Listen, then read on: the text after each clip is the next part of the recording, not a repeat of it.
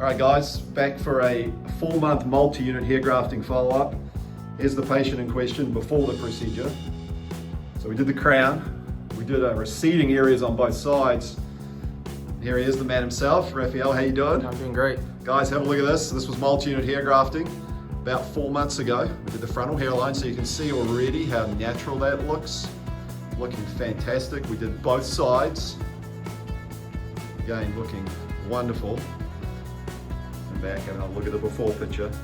Raph was just saying how his kids have started mentioning your hair, right? How it's growing back. Yep. That's pretty neat.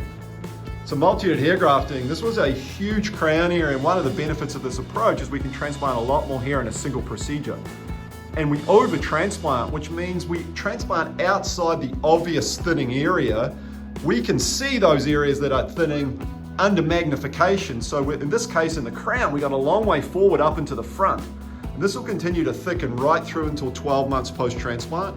You can see just how natural it looks.